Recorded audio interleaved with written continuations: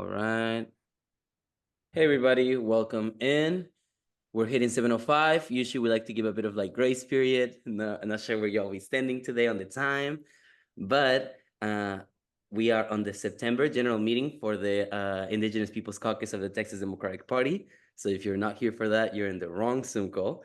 But as folks are coming in, if you don't mind adding to your name your pronouns, and on the chat, if you can share with us where you're calling from. If this is your first meeting, make sure to let us know as well. And welcome in. Thank you all so much for joining us.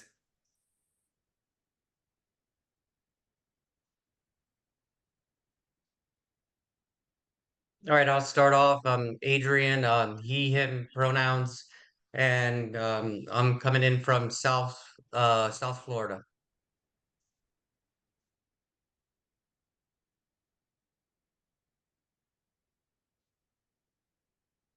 Thank you so much. Maybe two other folks that want to share with us where they're calling from. Reverend David Green, he, him. I'm actually right now driving in Fort Bend County to an event in Sugar Land. Thank you so much. And let's take one more. I also see on the chat that we have from Dallas, Gary, welcome in. From Acel, Texas, Terry. We have from Garland, Texas. So representation North Texas here. Lindsay, I know you mentioned the museum in the past, right? That museum should be one of our road trips for the Indigenous Peoples Caucus. I have somebody from Houston. Welcome in, Stephanie. Hey, Thomas.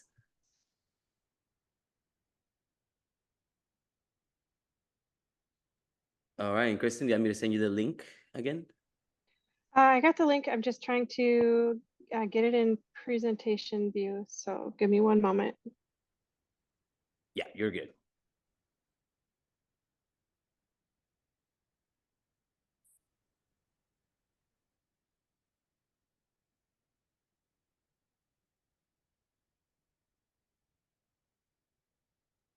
Probably. If not watch, but probably folks heard about what happened on Tuesday with the debate. So I think folks are already here, are in tune with what's going on with the presidential elections. I did not know what Martin mentioned, that apparently there was another assassination attempt.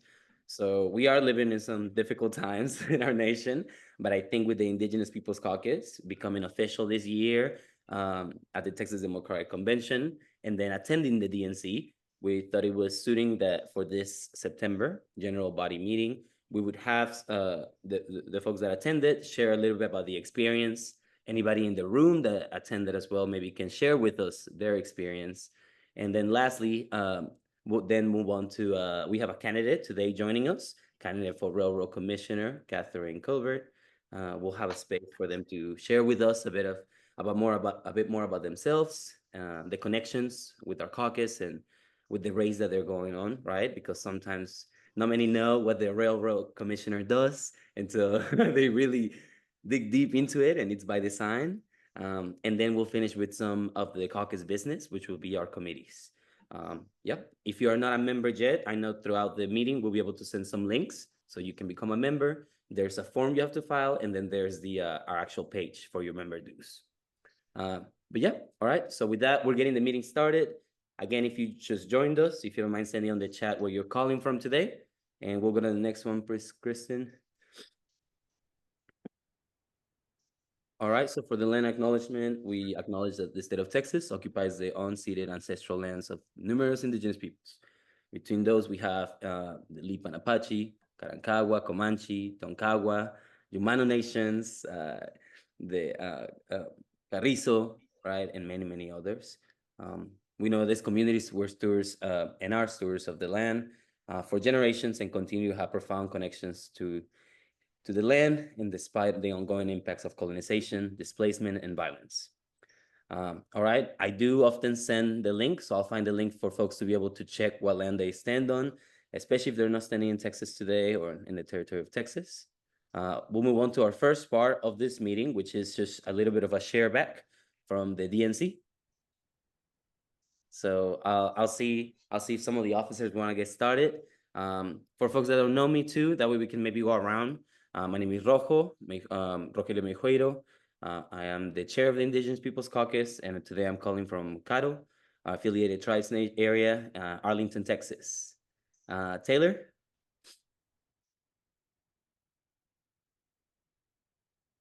Hey, did you want me to kick it off?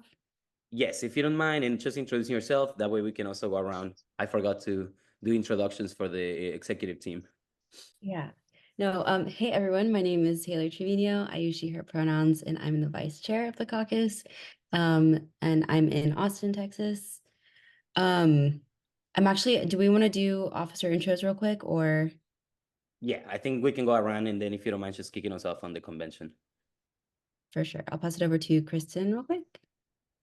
Unless you already have.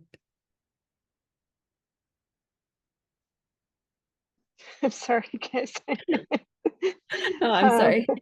No, it wasn't letting me unmute myself without stopping the share.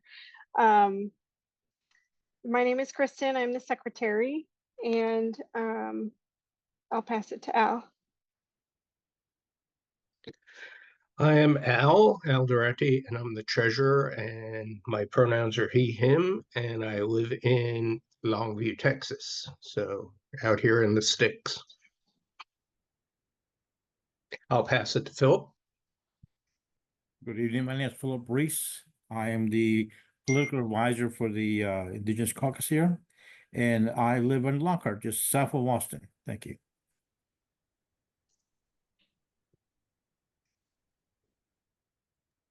Hello, everyone. I am Martin, and my pronouns are he, and I am here in Garland, Texas, and I am the events coordinator for the Indigenous Peoples Caucus. And like I said, I'm here in the Garland, Dallas area. Mr. Chair. I can take it back from here. I think we got everyone. If we are able to present again, just whatever. But as far as the convention, I feel like it was a crazy few months because whenever we, those of us who went to the state convention signed up to run for these different, Biden delegate positions or delegate at large, or whatever it was a completely different era. And the goal was to just have more Indigenous representation, as, delegates coming from Texas. And of course, none of us knew that we would end up being Harris delegates. So that was really cool to be able to cast our vote for our VP Kamala Harris to be our presidential candidate. And I feel like the convention was kind of a whirlwind, busy days of different caucus meetings, and just meeting people from across the state and across the country. And then in the evenings were the speeches in this convention center. And yeah, so here, oh, Al, where were we in that top left corner? Was that the first night, maybe? I don't know. That's what I was trying to figure out. I guess so. Oh no, that's the kickoff. Okay. At Navy Pier. Yeah. Yeah. Okay. Yeah, we tried getting pictures outside, but it was extremely windy. It was cool to see Biden speak, also. And then on the next slide, if we can, it was really cool to also see Secretary Deb Haaland speak, Secretary of the Interior. She was speaking about climate and Indigenous issues a little bit. So that was awesome. We also have, I was going to say Coach Wells, Governor Wells there, Kamala Harris on her speech on the last day. And then up on the top left is a picture from the Youth Council. During the day, there were the different caucus and council meetings. This was one of the ones I attended, and I don't know the speaker's name, but they were an Indigenous advocate. And so it was really cool to hear them speak and talk about kind of the future of the party and things like that. So that's, I think, what I have for now. Al or Rojo, anything to add?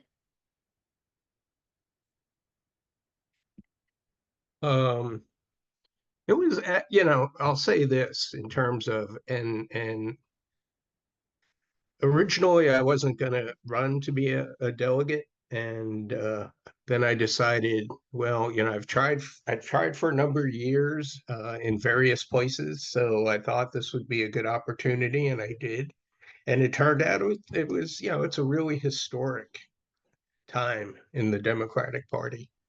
So, and people were excited. The volunteers and the workers at the United Center were out watching stuff on TV in the hallways, and so like everybody was into it. People would sneak down into the entrances and stand there and watch. But it was my first convention too. Yeah. So it was all of our first convention, so that made it kind of exciting also. Um, it just there was a lot of good energy, and I think that's really important, because that's going to inspire people to go out and vote. I attended the first Native American caucus on Monday morning. No, yeah, Monday morning, and they were, having, or in the middle of, or kind of about to start a really interesting panel on the native vote, and all of a sudden they stopped for a minute and out walked Tim Walz, and nobody expected him, so that was a big surprise. I mean, not even the people who were running the caucus. So he just showed up there, and people went kind of wild, and it was good. It was very crowded every day, but particularly on Thursday. I wasn't on the first bus out Thursday, and I didn't take an Uber, so I ended up spending most of my time in the halls roaming around.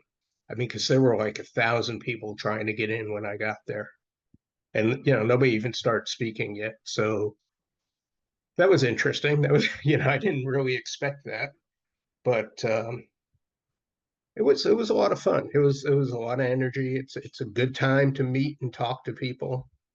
Um,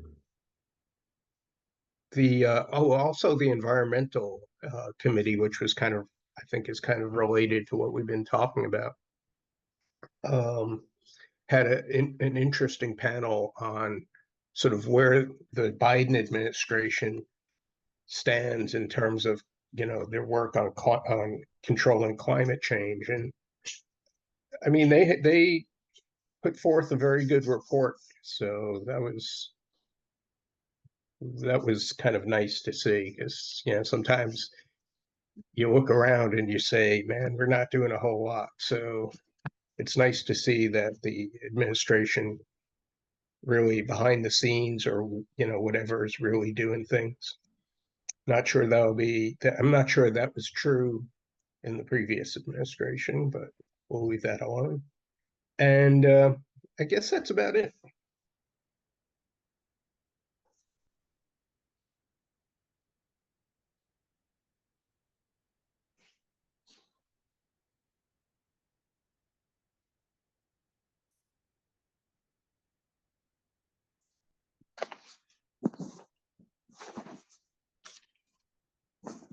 Tyler, I'm amazed you were able to get through security with all those buttons. Yeah. That was the other thing. Security was quite stringent, let's put it that way. Which, I mean, I guess as we've seen again today, it's very important that it was. So yeah. Yeah, those two red buttons I'm wearing there, one says voting is sacred and the other says democracy is indigenous. Someone had a bag full of those at the convention in El Paso, and I need to figure out where to get more, track her down, because those are awesome. And I think we should all have them. Welcome. Okay, I think it's about time to introduce our speaker. Sorry if there's an echo.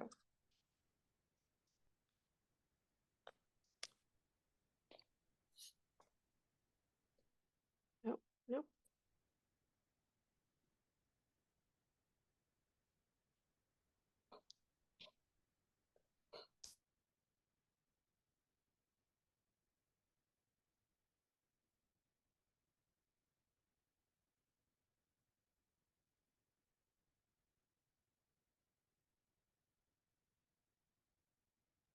I wonder if we had other people that went to the convention from who's on the call.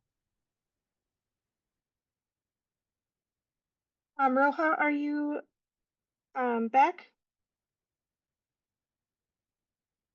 Okay, so Rojo had to step away for a minute. So our candidate that we have to speak with us tonight, oh, yeah, I'm not on, okay. Yeah, our candidate that we have to speak with us tonight is candidate for Railroad Commissioner, Katherine Culbert. She, her. Katherine, would you like to introduce yourself?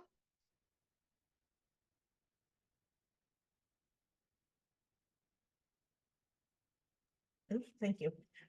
Yes, thanks, Kristen. I am so excited to be here.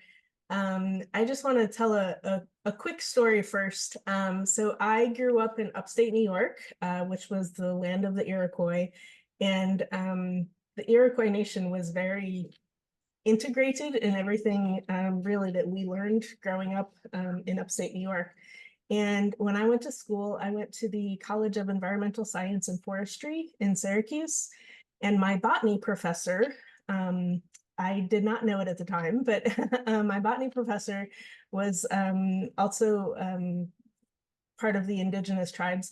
And she subsequently wrote the book Braiding Sweetgrass, which if you have not read it, I completely, highly, absolutely recommend it. It came out a few years ago, but I recently was, as in my travels around the state, I finally got it on audiobook and was listening to it. And I was listening to it in June when I was heading out to Austin for the Railroad Commission meeting. And the chapter that I was listening to at the time dealt with prairie land and reclamation of that land, and how sometimes, you know, we take all this land and then we just turn it into prairie land, which may not be the best use of the land at that point, right? You know, whether it needs to be reforested or wetlands or something else.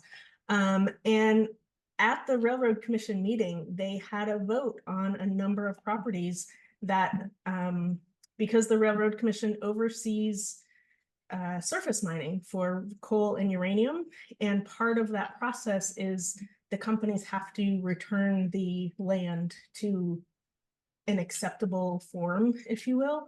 And they, you know, they expressed that they had returned it back to prairie land, and that was one of the acceptable uses. And so that passage from Braiding Sweetgrass stuck with me through that meeting of, you know, are we really looking at how we're using our land properly? And are we returning it to really a useful purpose, or are we just, you know, planting prairie grass and saying, oh, yep, we're good. So just a quick little story about, you know, how definitely Indigenous people have played a role in my life. And I hope that I can learn a little something from you all tonight as well. So sorry, back to me.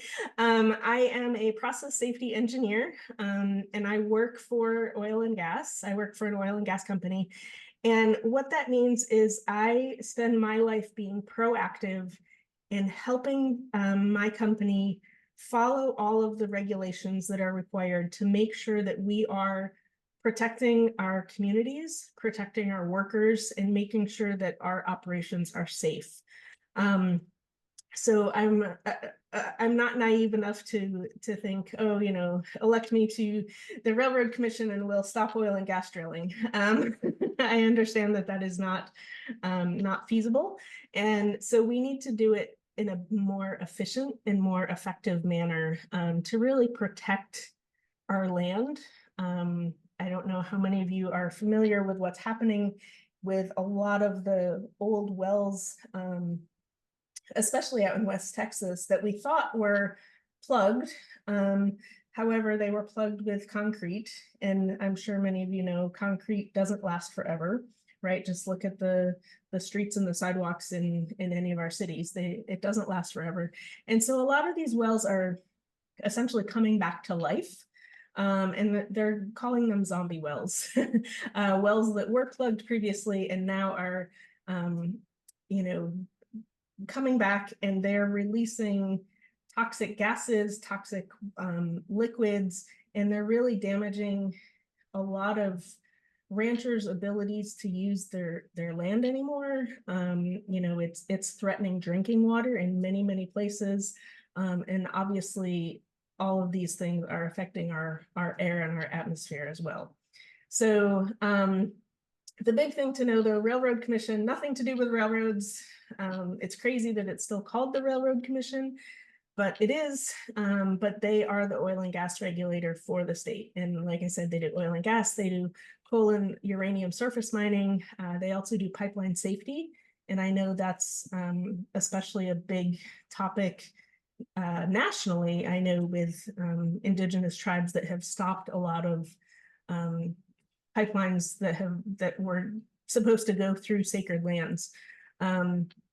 So Railroad Commission, big impact on all of us in Texas, and I feel especially on those of us that really feel a connection to the land. I feel like a lot of the oil and gas companies don't have that connection, and they don't feel you know, engaged with what's happening with keeping the land healthy, which then keeps our communities healthy. So yeah, I guess I'll you know, I would love to hear from you guys what you all think is important from the Railroad Commission. You know, if you have any experience with the Railroad Commission that you'd love to share with me. You know, I love to hear stories, whether it's a good story or a bad story, so that we can hopefully improve. And, you know, when I get into office, we can definitely listen to many more Texans. You know, right now, all the meetings happen in Austin, and it's not convenient for people to get there to really know what's happening in the meetings. So I'd love to really bring in voices from across the state.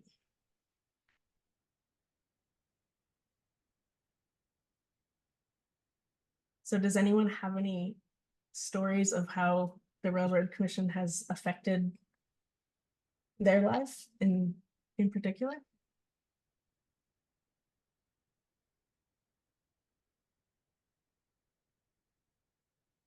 Or is everyone going to be shy?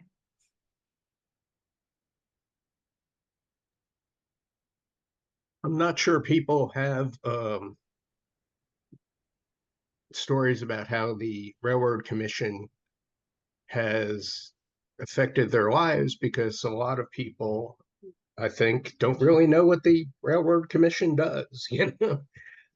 So that's a very fair point. Yes. And that's a big problem that I see as well.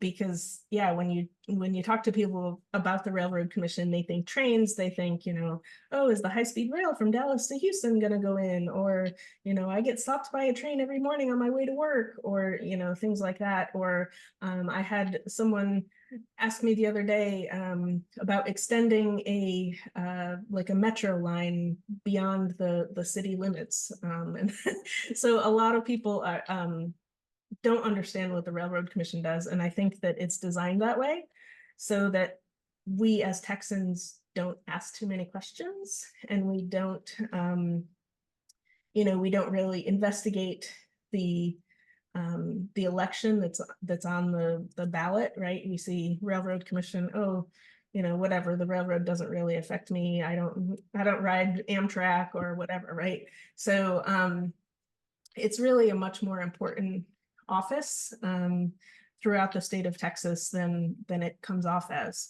So yeah, the Railroad Commission is the one that's approving all of the permitting for any new oil or gas well that gets drilled. They are also permitting the wells for the re-injection of wastewater or produced water. So when especially during fracking, they will pump fresh water down the hole, essentially to help break up the rock, and then everything will come up, including the oil and the gas and the rock and the liquid, and it brings all sorts of, you know, brine water and other contaminants with it. And then they separate that water out, and then they need somewhere to put the water. So right now they've been injecting that a lot into these wastewater injection wells, and we have had many earthquakes, especially out in West Texas.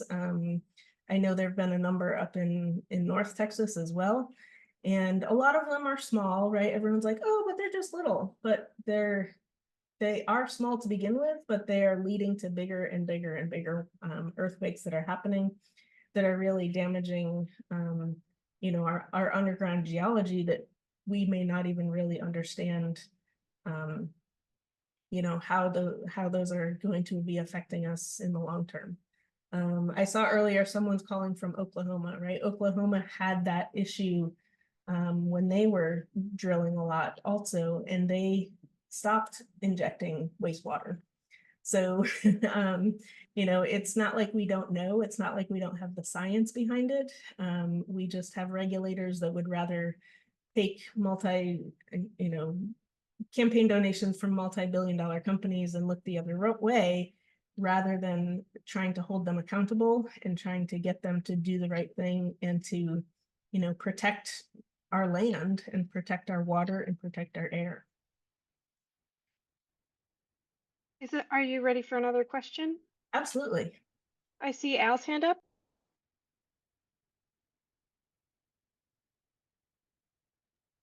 Thanks. I don't mean to sort of hog the conversation.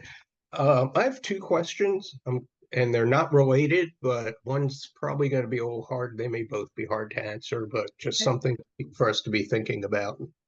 One is, does the Railroad Commission have any influence on, I guess it would have to be mining if it was coal mining, but do they have, like, in terms of power generation and the waste that comes out of that? Yes, they regulate coal and uranium surface mining. So they control the mining of it to begin with, and then also the reclamation of the land after the mine is stripped, essentially. Okay. I mean, this is a little bit unrelated in a way, but, you know, I lived in Virginia for 15 years. And there, the power companies and processors, what they do with the coal waste would be they just dump them in ponds, which got to be a real problem. Yes, coal ash is quite a problem. So, you know, I mean, yeah, eventually it all catches up with us. It'd be nice if we could have somebody in place that would, you know, keep an eye on it before it got to that point where it became sort of an immediate tragedy that we had to deal with, because that's kind of what happened in Virginia. Yes, And exactly. And sorry, go ahead. no, go ahead, finish your thought. Yeah, I was going to say that's definitely an issue here as well. Not only with the coal ash, but with the oil and gas produced water, all the water, you know, sources are there, and it's threatening our groundwater, it's threatening our aquifers, because they're not dealing with it properly. So yeah, it's a big problem, and we need somebody that's going to go in and deal with the problem, hopefully before it becomes too catastrophic. Okay. I just want to also kind of put this out there. Do you see the Railroad Commission's responsibilities changing with the changing technology? And what I'm thinking about, basically, although it's not mining, but the idea of data mining and the issues that are being raised, you know, China got rid of all these, and, you know, which is kind of amazing. China got rid of all these data mining companies because of the harm they were doing to the environment. And so where'd they end up? Texas. Well, probably not all of them, but many of them did. So. Yeah, so I know there was just an article in one of the newspapers just this past week about like the Bitcoin mining and all that sort of stuff, and how now there's one town in particular, and I forgot which exactly town it was, but where there's a lot of that Bitcoin mining that's going on, and they want to build another gas power plant to produce the power to run all of these mining operations. So yes, they are definitely affected by what happens with the Railroad Commission, because the Railroad Commission is the one that deals with gas utilities and gas power like that. So it's definitely something that the Railroad Commission should be getting more involved with. Right now, I think they're trying to kind of take a hands-off approach like they do with a lot of things. I know that the PUC, the Public Utility Commission, is, I guess, more involved with that. But since they're trying to build gas plants for that power to keep mining and increase their crypto mining, that yes, that it's definitely something that the Railroad Commission needs to be involved with. But again, they don't like to get involved with things that are too messy and that they might raise red flags about, because they like flying under the radar. So nobody really knows what's going on with them. But yes, it is definitely something that they need to be concerned with. Thank you. Thank you so much. Sorry, go ahead, Rojo.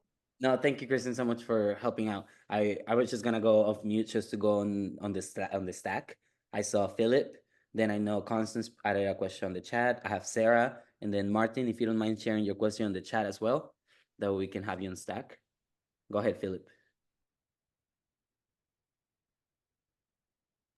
Thank you. Thank you. My question is also in the chat. Number one is, how are you going to, and I'm going to change the subject a little bit. How are you going to get out the vote for your campaign? Yeah, so getting out the vote takes a lot of money.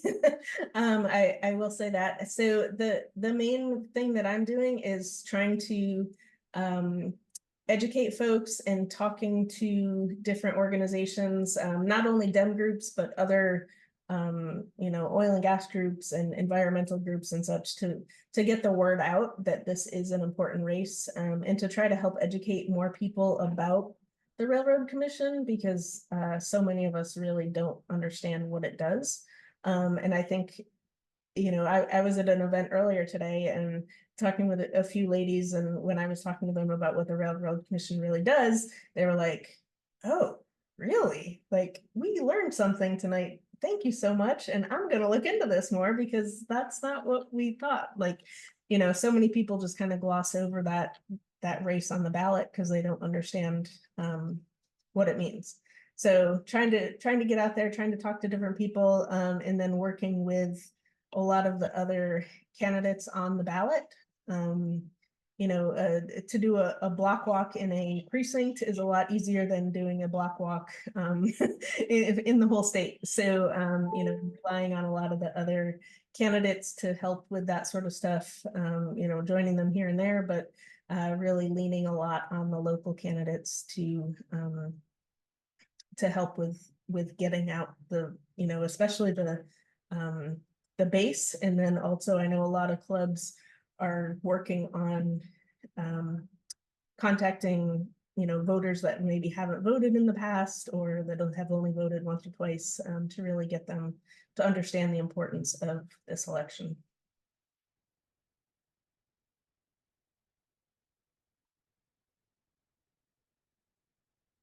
Awesome. Thank you so much for responding, and thank you, Philip, for asking the question. Constance, would you like to go off mute to share your question, or would you like for us to read it?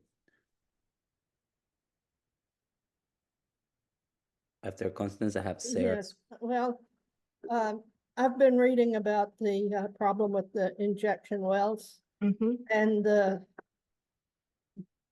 problems that it's been encountered with the water. Yep. And with the soil, the crops, and everything that's would be affected by toxic water, people's health. Absolutely. Now, my question is, do you have a proposal for how to deal with this? we've got to address it some point in time, and I know that Texas oil and gas industry does not want to do that.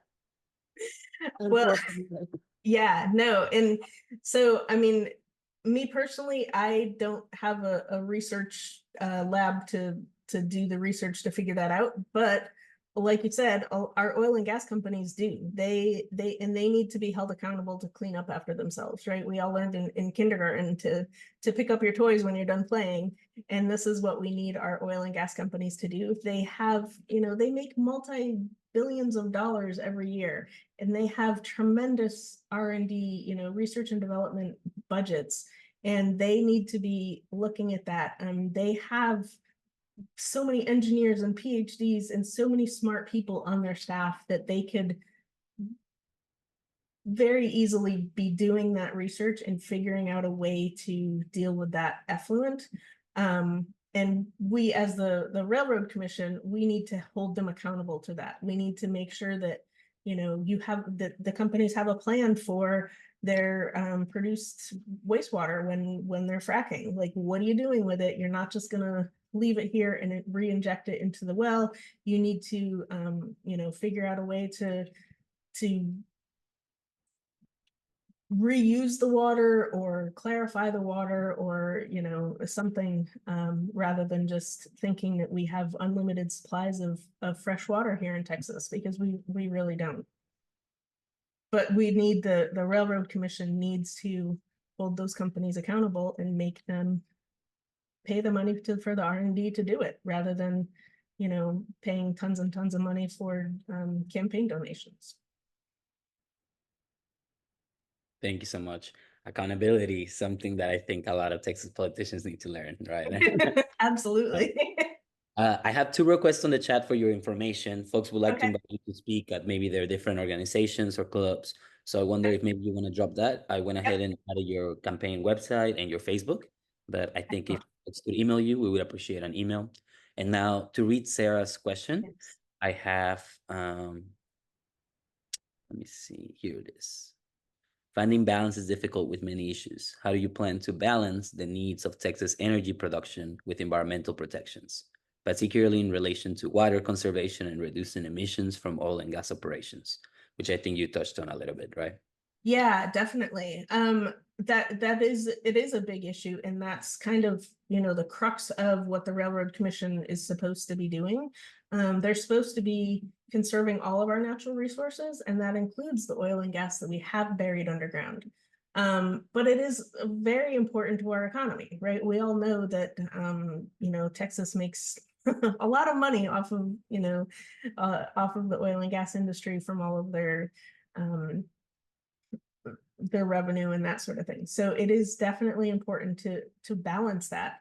But we need to be smarter with how we're using our resources, right? So if we're drilling an oil and gas well and we only want the oil, we don't want the gas, so we're just going to burn the gas off when it comes up with the oil because we only want the oil. That's not being a good steward of our resources, and that's not it's not helping our economy. It's not helping preserve our natural resources, and it's not helping us as Texans who could be using that gas for, heating our homes or, cooking dinner or whatever else we use natural gas for. So there's a lot of waste in the industry that I think we need to start reining in, and that will help our economy, that will help our natural resources, that will help the the pollution that's happening, whether it's the air, the land, the water, whatever. So if we can be a little more conscious about how we're using especially the oil and gas, then I think that leads into everything else as well. Great, thank you so much. And now lastly, we have, we have Martin now, and then an anonymous question. And after that, if that's okay, we'll give you a second to any closing statement. Thank you so much. Mm-hmm. Okay, and thank you for taking my question. I guess I don't know if you've heard about it. Recently, Grand Prairie, Texas, had an issue with water consumption. And I don't know if I think that should have something to do with it with you, what your race that you're running for, since they had that their water was contaminated and they weren't allowed to drink it, bathe with it, or cook with it recently. Just I want to say about what, a week ago, Rojo? Am I correct on that? And the only thing they were able to use that with was just for the waste, because they weren't able, like I said, consume it, cook it, or even boil it. Mhm. So what would the Railroad Commission have anything? What would their resolve of that, especially for the city of Garland? I'm not Garland, not Grand Prairie. What would the Railroad Commission have to investigate on that? Yeah, so I don't know the specifics behind what happened in Grand Prairie. I'll throw that out there first. However, I know that a lot of oil and gas operations, like we talked about with the produced water and the injected wastewater, are polluting our fresh water. If it seeps into things, it can get into aquifers, and one little drop can pollute an entire aquifer, which makes it completely unusable. So that, again, we need to hold these companies accountable for making sure that their operations are not injuring all of our other natural resources, right? They're so focused on, oh, but we're protecting our economy because we're drilling for oil, but they're not really looking at protecting everything else in the state. They're not protecting our water, and not only is water being polluted with things like the produced water, but it's also, we're running out of fresh water, right? There's the issue with Mexico sending us water and all that sort of thing. Like water is definitely a a sacred commodity here, and we need to be protecting it, and we need to be doing everything we can in our power to protect it. And that includes holding these companies accountable for not polluting things, and making sure that we're all able to thrive as Texans here, and able to live here, and able to have fresh water to drink, and water to bathe in, and water to feed our livestock, so that we can work the land and things like that. So again, it all comes down to accountability and holding these companies responsible. Thank you so much, A folks. follow-up on that. Have you heard anything from your opponent, the incumbent, if he has mentioned anything about that, what he plans to do in regards to that? So my incumbent is Christy Craddock, and she, I haven't heard specifics from her, but I know that the Railroad Commission has, they've stopped issuing injection well permits in like 2 or 3 counties in the state, which is not very many. So they are at least somewhat starting to recognize that, oh, this might be a problem. They haven't made a blanket statement of, this is a problem and we need to address it. So they're kind of sort of starting to catch on, but not at the scale and at the pace that we need them to. Thank you so much for that. And then I have just lastly an anonymous question. And I do remind folks, usually, we should say these things, but if you do have more questions, right, please go ahead and email them. That way you can have more of like a dialogue. But most importantly, it seems like for this campaign and for many of these campaigns, our efforts are to get people to vote down the ballot, right?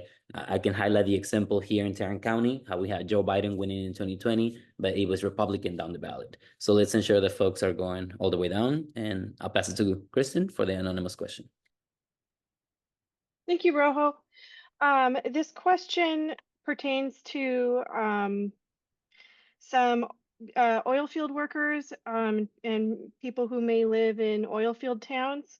I myself have lived in an oil field town in Ira Ann in West Texas, and I know, driving through a lot of smaller areas, you smell a lot of H2S in certain towns. And where we lived, that was a common issue. And this question relates to that issue. So this question is somebody's personal experience. We had railroad commissioner agent come into our office wanting to fine the major oil company. And as soon as the agent finds out that it's a small company operator and not the large company who they approached, they didn't care anymore.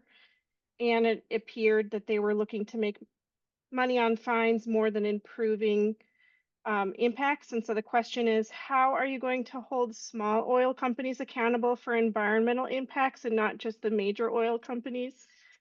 And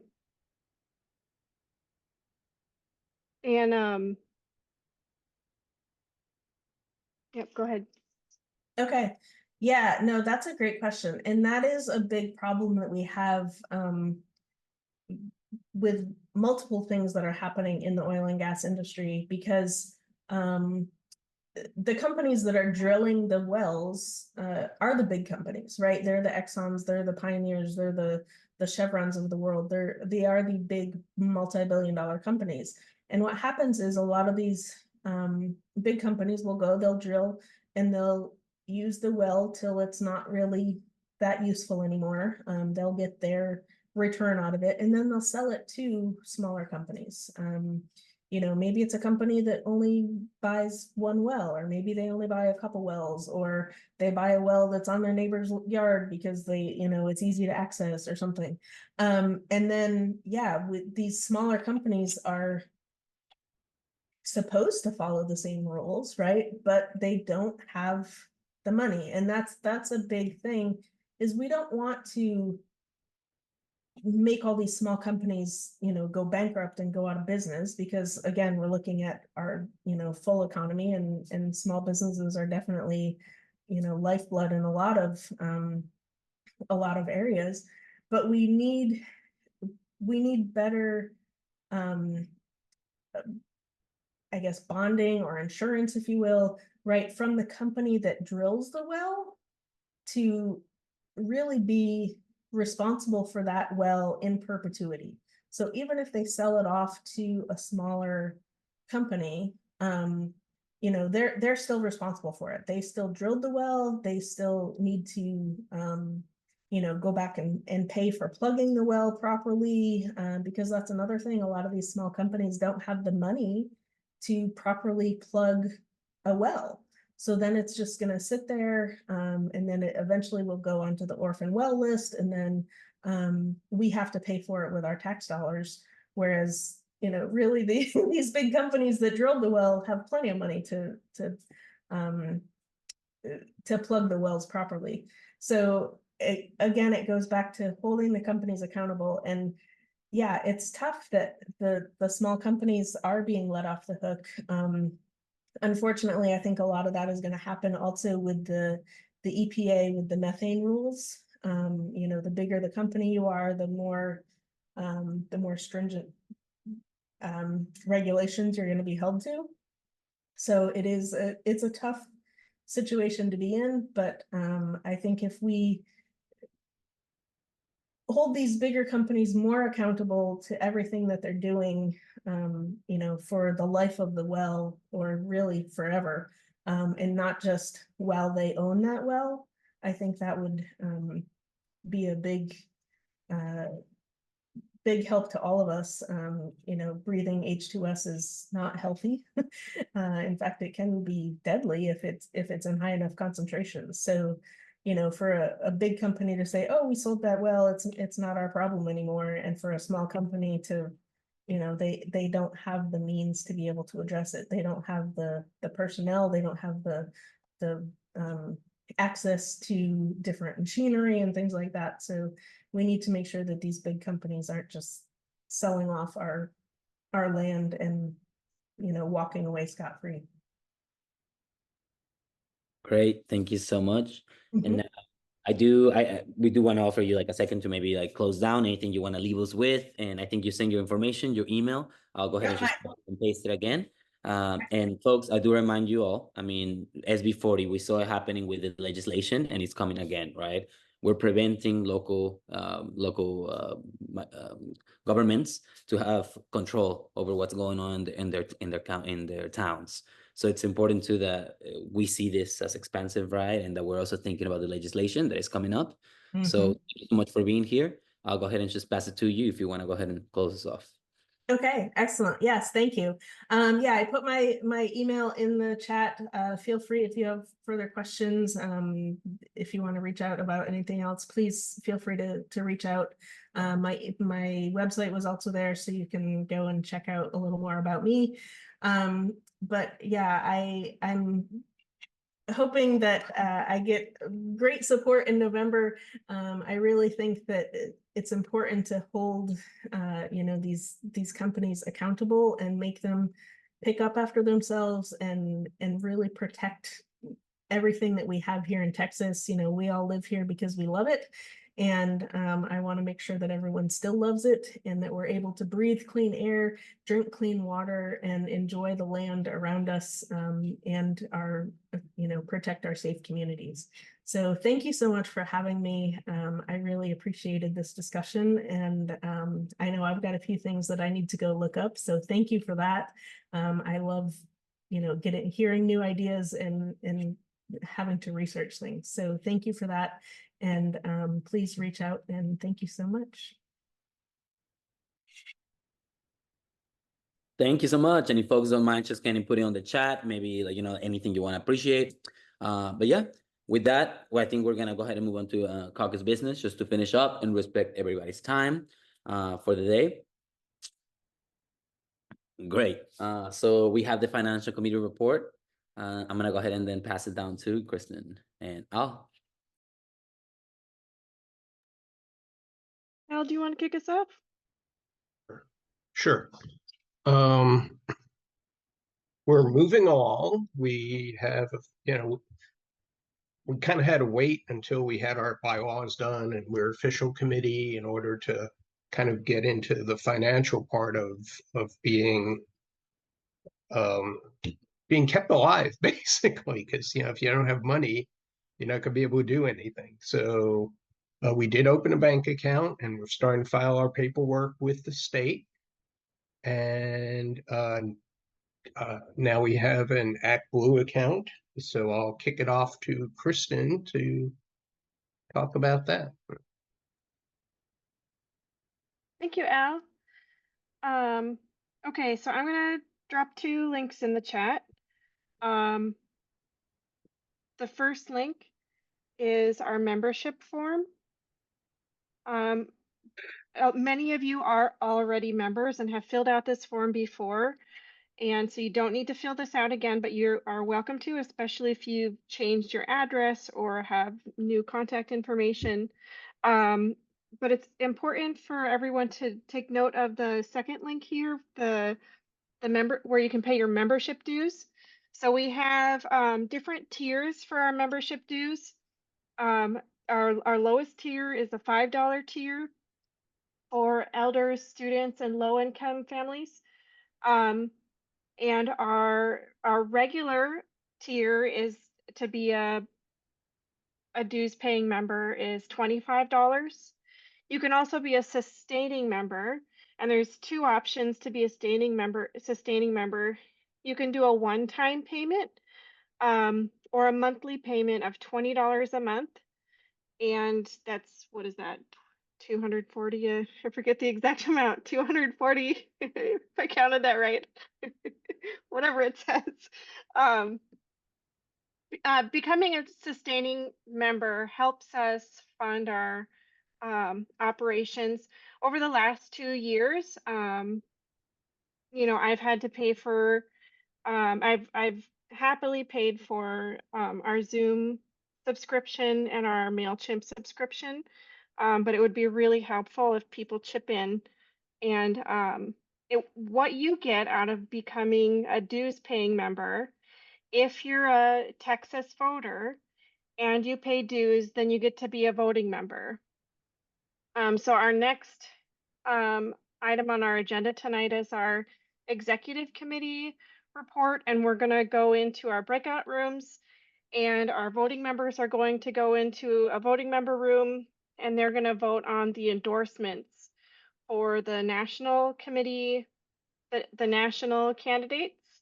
Because I believe Leisha, our communications officer, is going to put out a press release about our endorsements soon.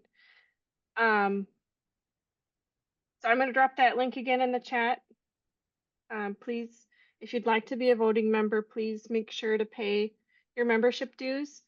If you have not yet filled out the Google form, the membership form, you can go ahead and pay your dues first. It'll redirect you to the general membership form second. They both redirect to each other, so whichever order you prefer to do it in is fine.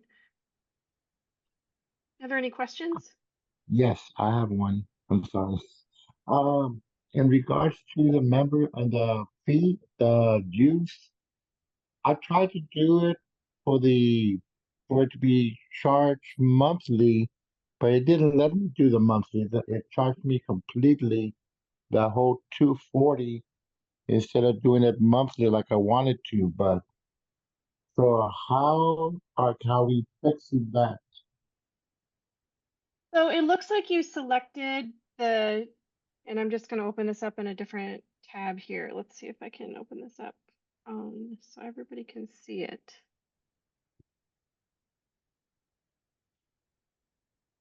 I'm going to temporarily switch sharing screen so you can see this. And I'm going to show how to do this.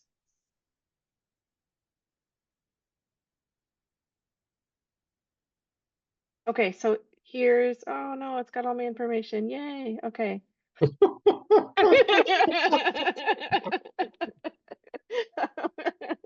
Just one moment.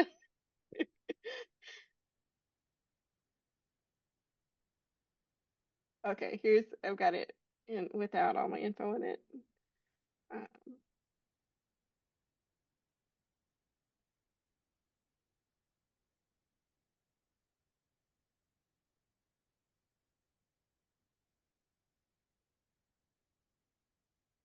Okay, trying this again.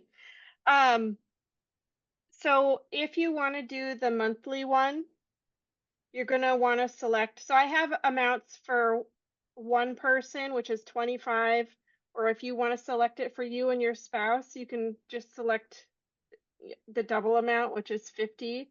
240 is the sustaining membership if you want to pay it all at once. Again, 480 for two. If you wanted to do a monthly one, you need to select the $20, and then you select yes, count me in for 12 months. I believe, Martin, you may have accidentally selected a different value. And this has a limit on it. It may not have allowed you to select the higher amounts for 12 months because this has a limit of $100,000 per donation. So ActBlue doesn't allow us to accept that in more than one donation, and that's probably why it only allowed you to, which is good that it didn't charge you the large dollar amount over multiple months. But anyways, that's all you do. If you want to do your sustaining membership, you just make sure you select donate once. The no donate once is the automatic selection, so you don't have to worry about accidentally selecting 12 months. You can just leave it on no donate once, and then you should be fine selecting these higher value amounts. We are able to refund any donations that were made in error. So please reach out to us if you are concerned about a donation that you've made, and we will happily refund that for you. You No, had a what I question, did, Philip? because when I did my thing, it showed that it was 20 for 240, and it was gonna start charging me monthly for 240. And I went back and was able to edit and says, no, this is I'm gonna go ahead and just do it one time. So yeah, it let me go back and edit it and correct it instead of charging me every month 240. So yeah, I was able to Yeah. correct it. I'm glad that it lets you correct it. I did see that when it came in, and if I would not have accepted 240 for 12 months. So I do see Philip's hand, and I have a, oh yeah, I see Philip's hand, and I want to flag that it's almost 8:05. If Christian, just for the benefit of the people tuning tonight, describe the timeline for the dues. If we pay the dues today, is it covered only for 2024, 2025, or what's the time period? I think people would like to know. the time period is for July of 2024 to June of 2025. So that's the period that this from our state convention back in July. We won't have another state convention for 2 years, but our dues are paid yearly. So we kind of fall in line with the biannual state convention.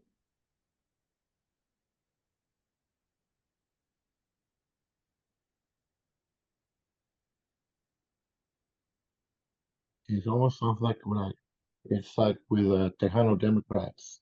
We do that. We pay our dues every year, but it's always like our fiscal year expires, let's say June of the following year.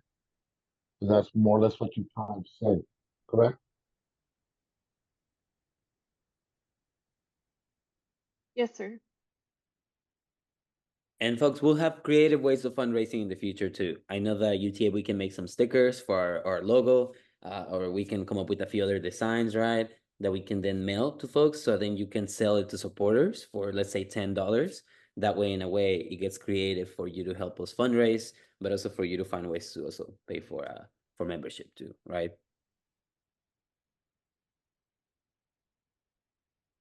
Do we have anything else for the financial committee report? I don't think so. So I think at this time we're going to do our executive committee report. We're going to break out into our Zoom rooms here. This will be the first time we've tried doing these automated rooms, so just bear with us.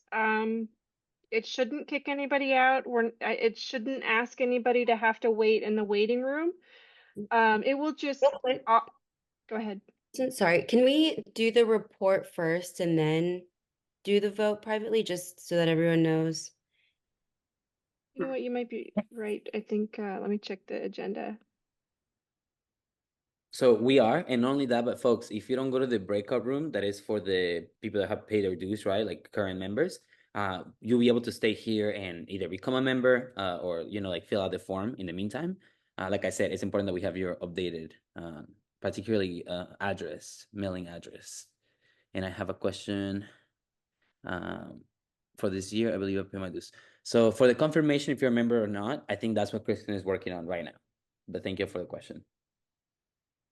So Taylor, you wanted to give the executive committee report now and then go to the breakout rooms for the report, is that correct? Or for the vote, is that correct?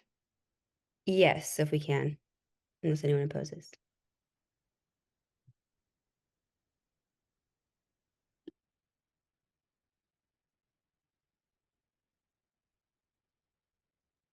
Go ahead, Taylor, you have the floor. Okay, sorry, I wasn't sure if there was a next slide. But in a recent executive committee meeting, we discussed endorsements for this election. And it is the executive committee's recommendation to endorse the 2024 national nominated Democratic candidates. So that being Kamala Harris and Tim Walz for president and VP. I believe. Just want to make sure I'm not leaving anyone out on that. We know there's lots of other candidates running the cycle and wanted to leave this for now for just those main presidential. I have a question. Yes. Are we not going to endorse the U.S. Senate race? That did not come up in our conversation, although I would be open to amending this recommendation if it's possible to do so now. Or we could bring that forward in a future meeting. I move that we add the U.S. Senate race for the endorsement. I second that amendment.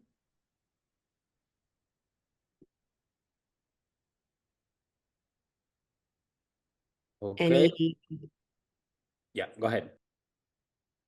man, Robert's rules, I should know better by now.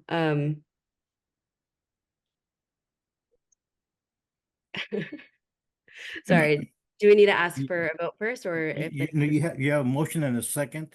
Any discussion? Discussion. okay, sorry. Yeah, any discussion? And since I am the maker of the motion, the reason for my motion is to add it, since it is a federal election, and I feel that we as the Indigenous Peoples Caucus should also be able to make a voice in regards to who we feel should be a good candidate for the U.S. Senate race, because we know how the incumbent is, but I'm moving that we do add the U.S. Senate race to our endorsements.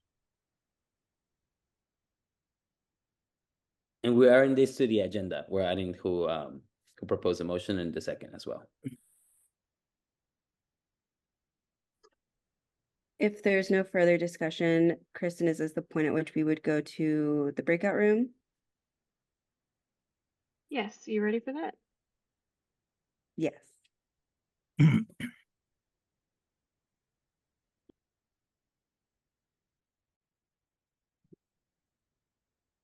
Okay, looks like everybody's back.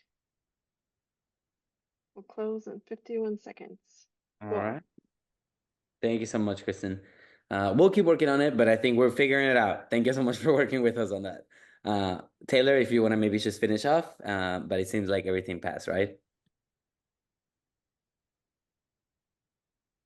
Yes, so the motion to add the Senate race passed, and then the motion to adopt all 3 candidates passed as well.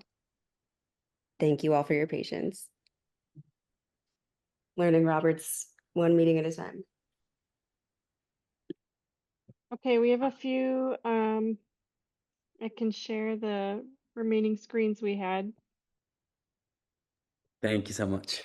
Yeah, we have the last one, and I'll make sure that I also send this on the Slack and add it on Facebook to make sure that folks that had to drop out be able to see it.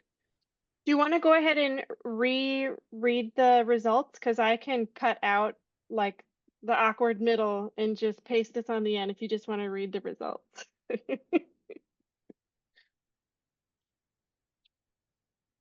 I can, but I think it's okay how it was. I also don't know exactly what I would restate unless someone else wants to go for it.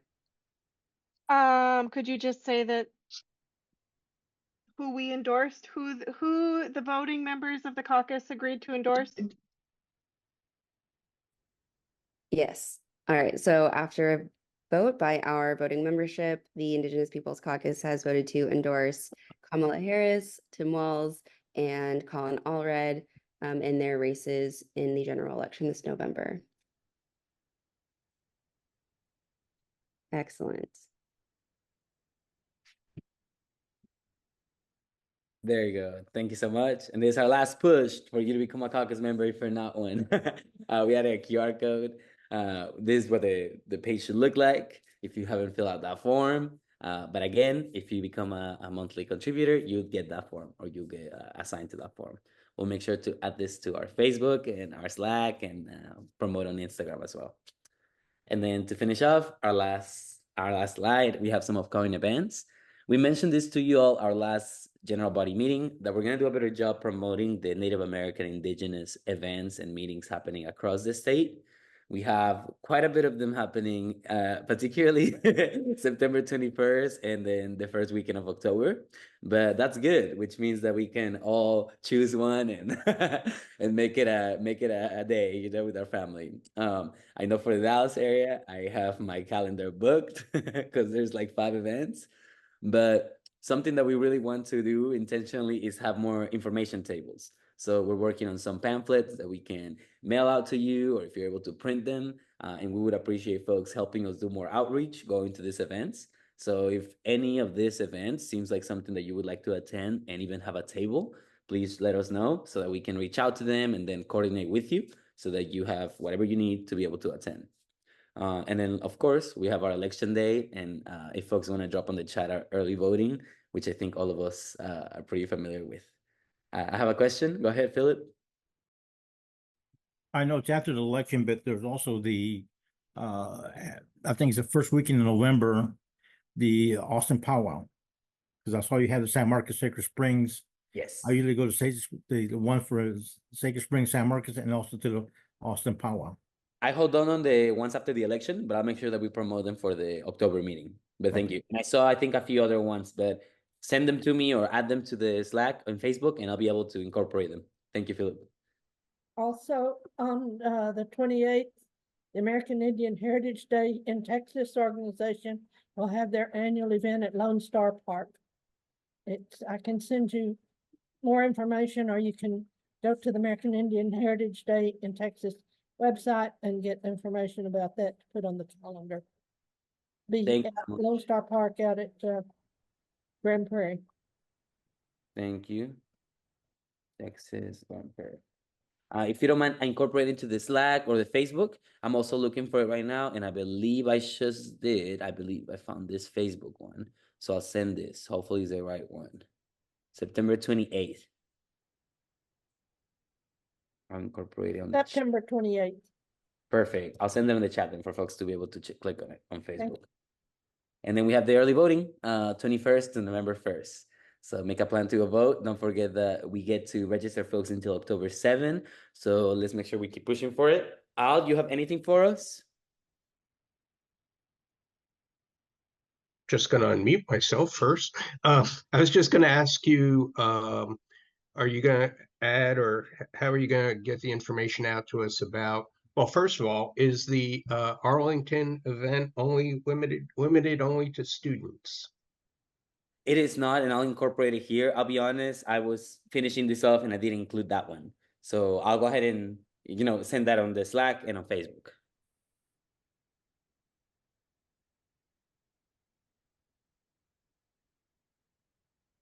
Any other ones I didn't miss? Okay.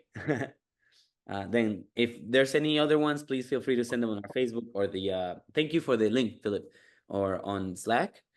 We also have a Signal chat, and so we can go to the next one, please. We have a Signal chat that will send you all there to connect, but here are 3 that are helpful. The first one would be, we have a Facebook that we're active on, so check us out there. This meeting will be added to our YouTube channel that you'll find in the middle, and then we have a calendar that you can sign up for. And on the chat, we're about to also drop the link for the next, thank you, Kristen, you're on it, the link for the next meeting, so folks can go ahead and sign up for the October meeting. Now we're coming to the end of it. For anybody else has any last comments they would like to share before we adjourn our meeting?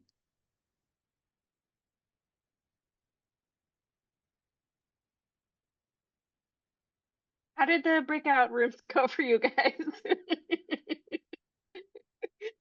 We made it work. Do you want to go ahead and adjourn the meeting and then I can just stop the recording? Yeah, I can go ahead. All right. Well, thank you all again for joining for our September General Body membership meeting for the Indigenous Peoples Caucus of the Texas Democratic Party.